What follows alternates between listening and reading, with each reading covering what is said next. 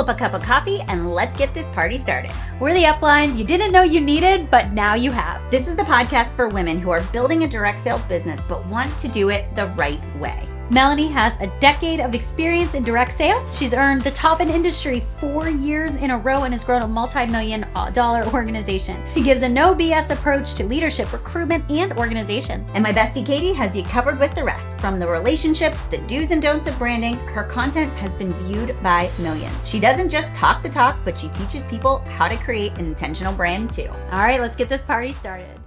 Well, hey everybody, welcome back to the Direct Sales Done Right podcast. We are excited this week to talk a little bit about social media because it's definitely been a hot topic on everybody's radar lately. And I do think it always is a hot topic, but a lot of things, a lot of strategies, a lot of trends, a lot of the way you do online marketing is shifting a little bit. We've got some updated strategies and updated views and things we want to really share, especially because, you know, here at Chic Influencer, we're not teaching you how to be a viral influencer. Our job is to teach you how to use your social media platforms to create income for your direct sales business or attract people for the opportunity.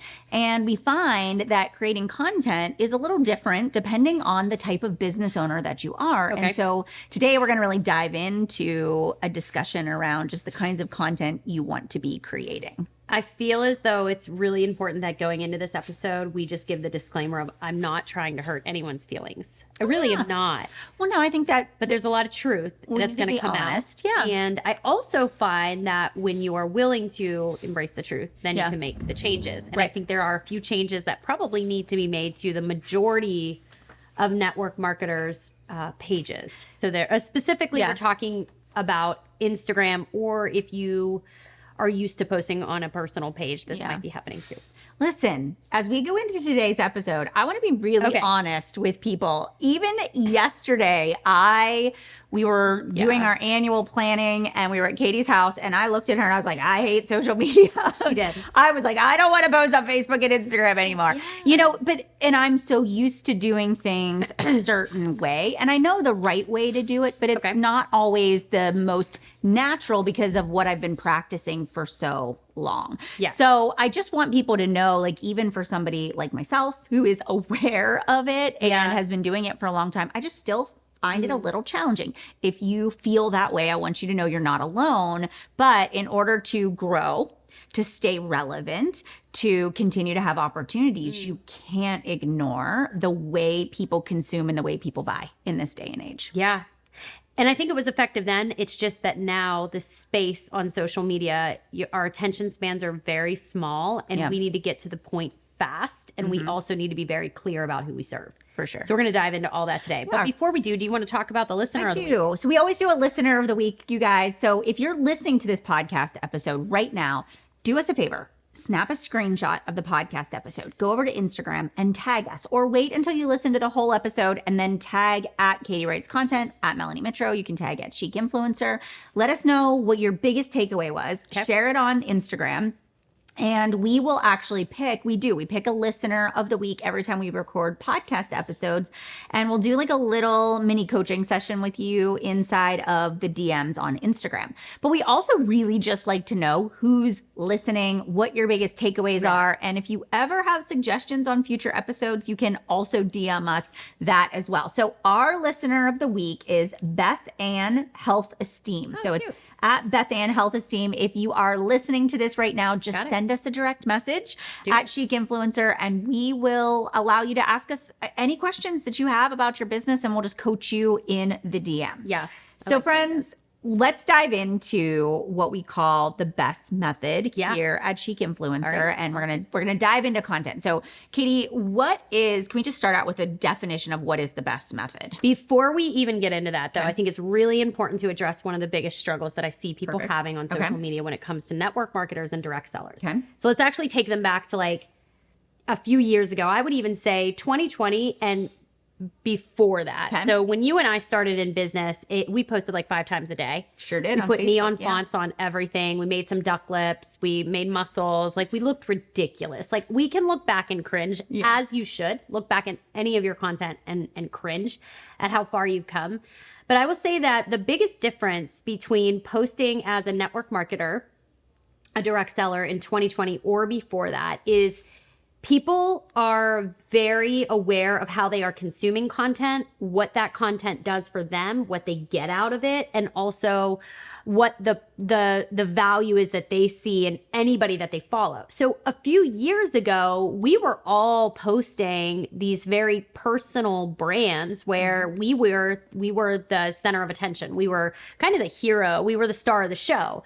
In many ways, this works for influence-based marketing. It's very specific. You see fashion bloggers do it. They give you the day-to-day of their day, and then they also talk about the items that they wear. So they are selling a very different type of product. So if you're an influencer, a personal brand may work for you because you have built up your presence so much.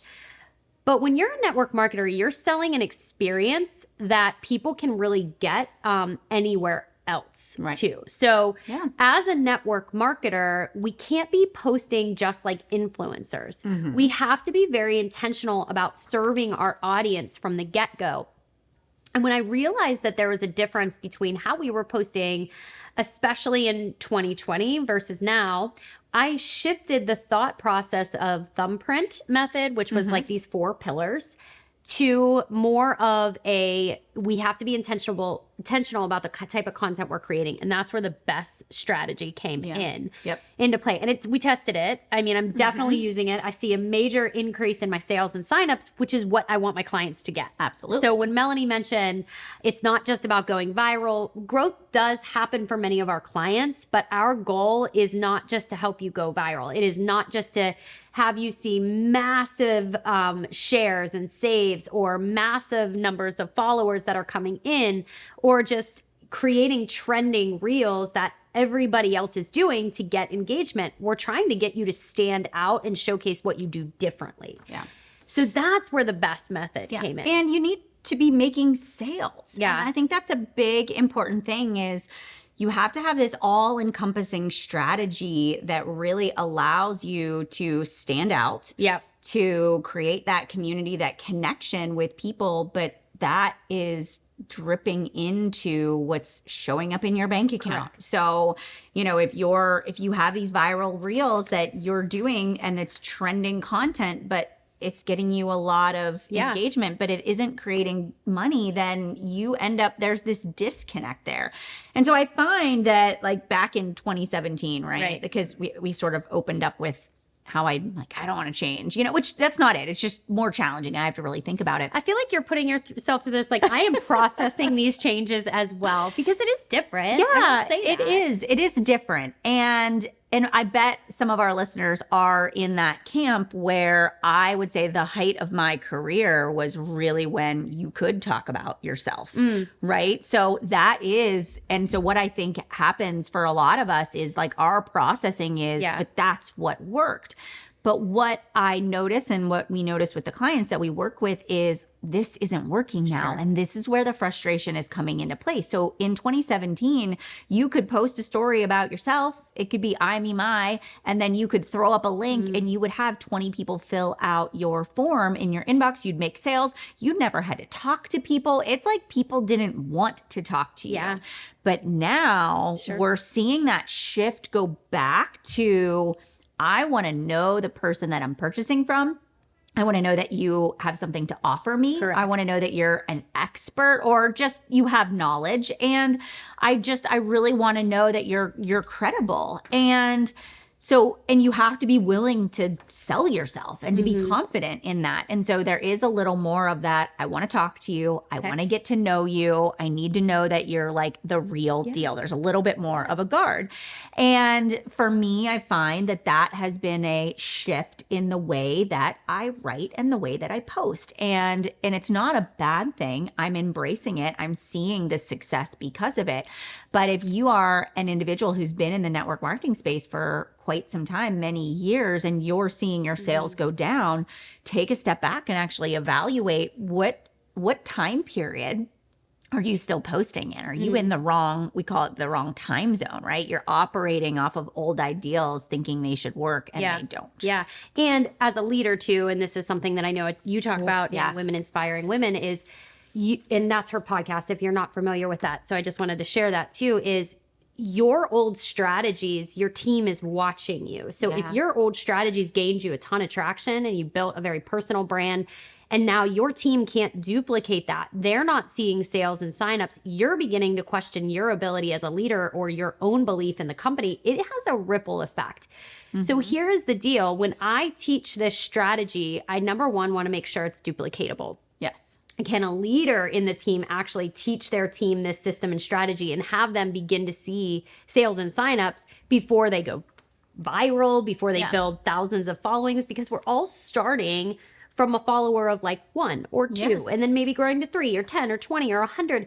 And so we start small, but we become very intentional. And this is where the BES strategy is very different than what I've ever seen anyone else teach. But with 11 years of direct sales experience and studying what people in the industry are doing to see results, it isn't necessarily the people who have thousands and thousands of followers who are seeing massive sales and signups. Sometimes it is the people who have 1,000 people who are following them or 100 people following them because they're intentional about their content. And it's not the I, me, my show.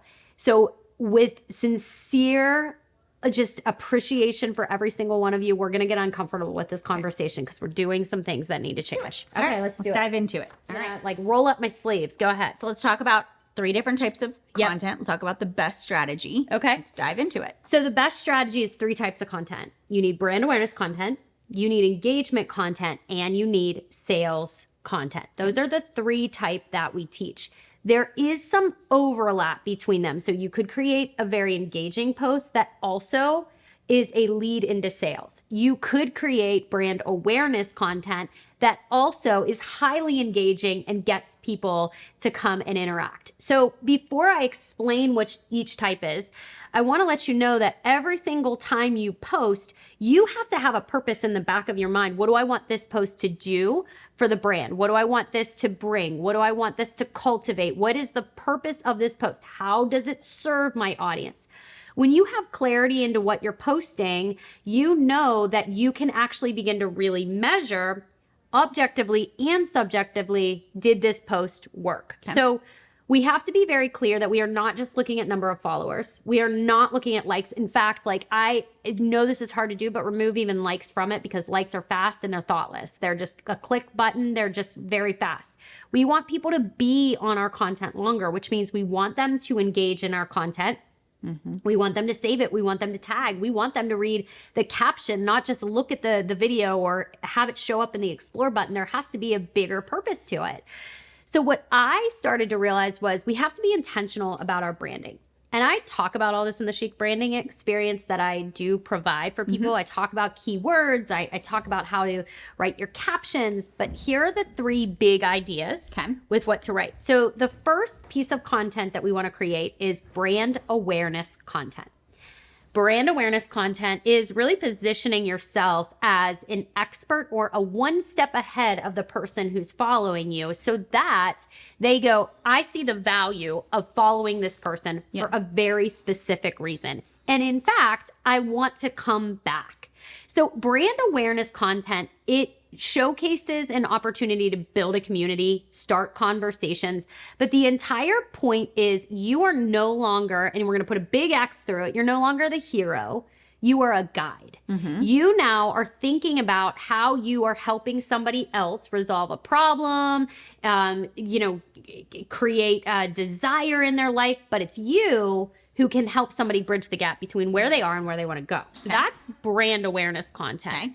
Let's give it a quick example of brand awareness content so that people kind of know Like let's in real time. What's a good example? So let's say that you, and I do teach niche as well. So let's say that you sell shampoo, but you want to start thinking about like, what are some of the problems people have when it comes to their hair? Like what are some of the bigger struggles that they have? And you got to be specific. So you start giving people tutorials, or you start walking people through hairstyles. It's something that can connect back to what you do, but you really are positioning yourself as relatable. You're being yourself, but you're also positioning yourself as somebody who can help someone else. Now, when we were in the thick of building our businesses, we really looked at nutrition and meal planning, and we still kind of do. Like I very clearly want to remind everyone, she told me that turkey bacon was legit and that it was real. And here I am still today. I still trust her. So I want you to know all wounds can be healed. But my point is this, the brand awareness that you provide is really you showcasing how you serve your audience by allowing them to experience almost what it would be like to work with you on an individual basis, but also get a feel for like what you specialize in. Like, why should I trust you? What have you given to me? Like, what have you done for me? That's brand awareness content. And I just saw somebody share, when you said hair care, I just saw somebody talk about, go into her story specifically is where it started. And she was talking about how she's always had really beautiful hair and really thick hair. And then she went into, but my hair was starting to thin and I couldn't figure out why. Right. And she went into like, I've tried every expensive brand of shampoo. And so she's telling the story. And then up on the screen, she like shows where her hair was thinning. And then she goes into talking about like, I thought it was my hormones and I thought it was stress. And so this whole time, right, of course, people are going, oh, my hair is thinning too. I've wondered if it's hormones. I've wondered if it's this, like, you know, and then all of a sudden she talks about how she figured it out. And then she ends up recommending a specific product like that she talks about. But that part of it, you know, that brand awareness, like she was really addressing the problem. Like she was talking to the audience. She was really connecting with them. Or sometimes, you know, I think some of the things that create the most conversation for me too, when I was like going through that anti-inflammatory journey, or are where I actually talk about the ways that I healed my inflammation. So it does involve your experience. Yeah. So it's like, you know, I prioritized 8 hours of sleep. I switched from coffee to matcha. Right. I started taking certain supplements. And so people start to go, oh, you have a similar problem that I have. And when you start just sharing some of the solutions, not necessarily selling anything, they start to develop that connection with you. They do. We just want to be aware of, are we trying to be the hero? Are we trying to guide somebody in their own journey too? So the whole point of brand awareness content is to keep a very specific type of audience engaged in your content so that it cultivates this community. So really the first part is your brand awareness content keeps intentional people. Can I ask you a question? I didn't mean to like cut you off. Yeah. You look super serious. Did I? Yeah, well, yes, because I'm going to ask you a question that I've been asked. Can brand awareness content have a call to action where it's like a call to buy something? Yeah, it would be, but you go back to your purpose. Yeah. So it actually probably would be sales content. So but it is bringing brand awareness. Yeah. So your call to action to clarifies exactly what your purpose is. So that's why we said you have to know your purpose first. And then you can then write out, okay, this is going to be brand awareness. I'm positioning myself as the expert, but I'm also giving a clear call to action to purchase, sign up, or whatever. Okay. All right. Let's do the second one. All right. The second type is engagement. And this is what I see most direct sellers who want to look more as though they are an influencer. And this is a hard habit to break because engagement is fun. It's like little endorphin hits when we get those likes, right? So engagement content is, the whole purpose is for you to bring in an audience. And it is really intentional for you to bring in an audience. Eyeballs matter. You want people to see your content. You want your content to show up in the Explore. Sure, you want to gain your follows, but you also want to be clear about the type of person that you are bringing in. So engagement content is meant to bring people to your platform and meant to really like show people who you are. So it's really that first step of, okay, engaging content is meant for people to be able to just see my brand and like it or engage with it in some way or comment on it. There isn't, in this case, really a sales, direct sale of some sort, but it showcases your personality and it gives people an experience of who you are and what you stand for. Yeah. Here's what we need to be clear about in engagement. We still have to have a purpose for it.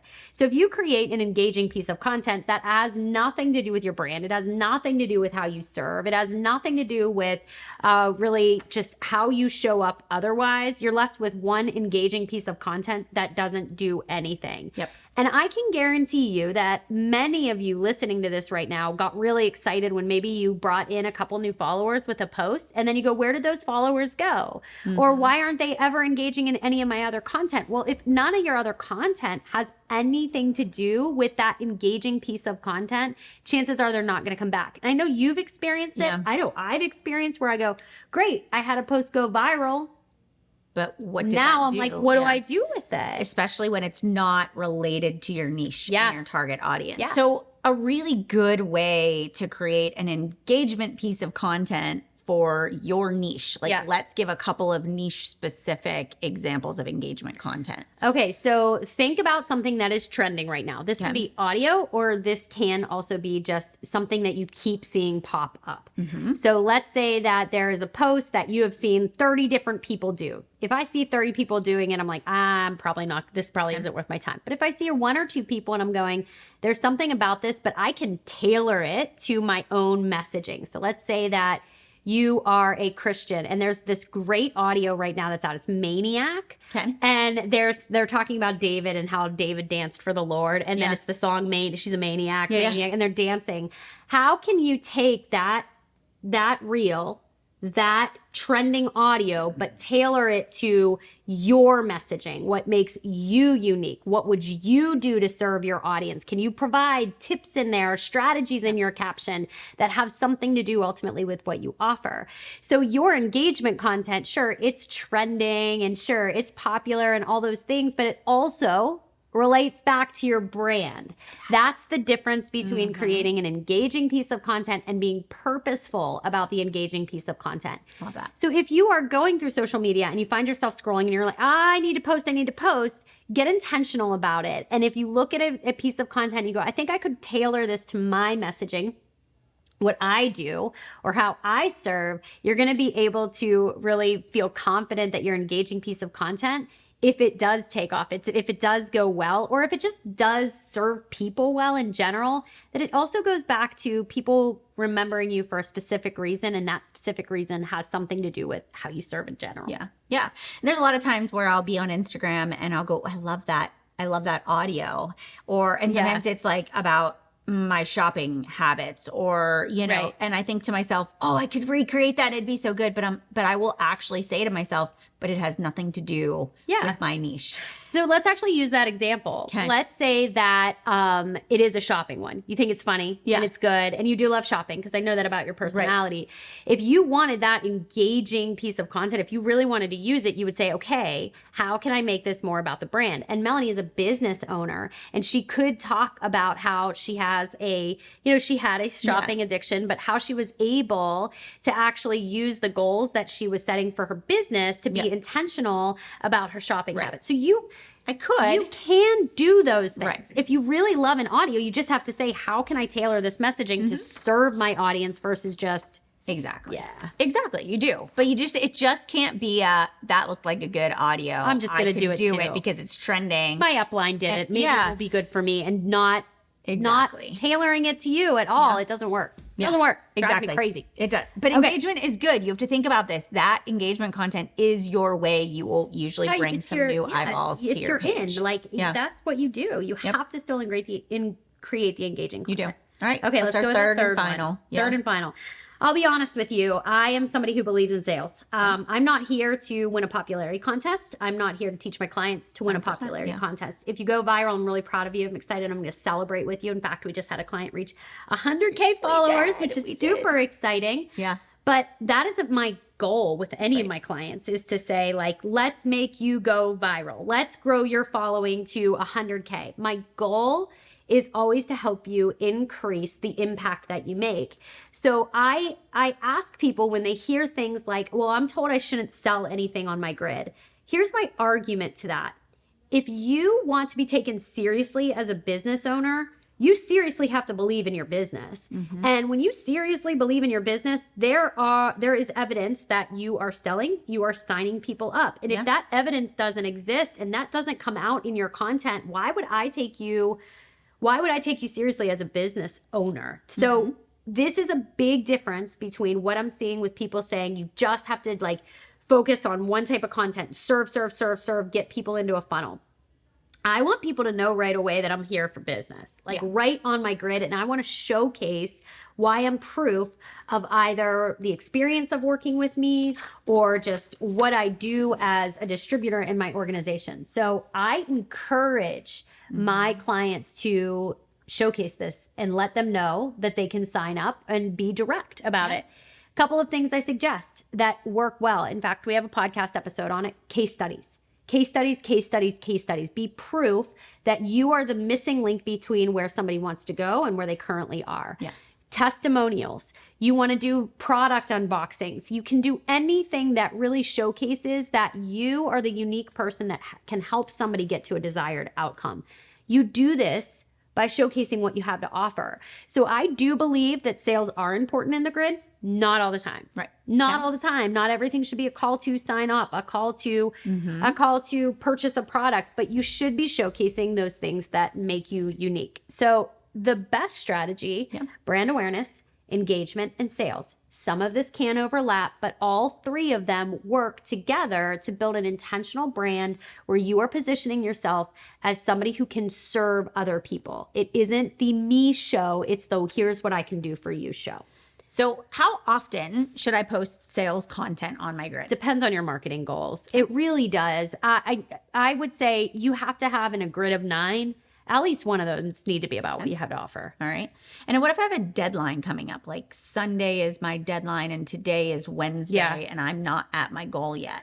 Well, if you're not at your goal, you have to go back and look at what did you do? What did you not do? And then you do need to create sales content, but you should also be serving people in your stories too. Every single day you should be marketing in your stories. I agree. Every single day. So one of the big, and we'll kind of wrap it. I know we have to wrap up our episode, but when you're looking at content, I always get so what's the strategy? Like, do you rotate through them? How do you decide what you're posting when? Like, what does that really quickly, and I know you actually have a good way of doing it. I do, but I feel like that's an episode in and of itself. So I feel like touch on it. So to briefly touch on it, you have to be aware of what your marketing goal is. Every single month, you're laying out, okay, what is the big marketing focus of my month? And then you break it down into week. And then when you break it down into week, you get intentional about your content. So you are going to make sure that you do have that brand awareness content that's positioning you. That should be happening often on your grid. You should have your engagement content to bring new people in, but you also need to have that sales content. It's hard for me to lay out exactly what that would look like if I wasn't personally working with a client to actually look at their marketing focus and then break down what those goals are. Yeah. You want to have the variety and you just want to make sure it's not sales, or all engagement, right? So that's why we really teach inside of the Direct Sales Done Right Planner that weekly reflection, and you're planning and you're really looking at what you're doing to make sure that it's a well-rounded strategy. And if you're listening to this podcast episode and you want somebody to take a deeper dive into your social media, we offer a service called the Chic Branding Experience here. And it's Katy's service, and she does an incredible job of getting on with you through Zoom and taking that deep dive and then creating a customized strategy for you. And then you get 30 days of content coaching with our social media specialist as well. So we'll drop the information into the show notes. You can check that out, but the best strategy is incredible. If you follow it, if you implement it, if you fine tune it, you are going to see increases in your sales, your signups, and really feeling a little more fulfilled versus frustrated with your media and your marketing. For sure. And the goal is to help you see more conversations that lead to those sales and signups. So this is great. All right, you guys, we will see you back here for another episode of the Direct Sales Done Right podcast. All right, so if you loved today's episode, make sure you head over to wherever you listened to the episode today and leave us a rating and review. And also take a little screenshot and tag us on Chic Influencer. We'll feature you in our stories. Plus, we'd love to get your feedback and hear from our listeners. Until next week, let's make chic happen.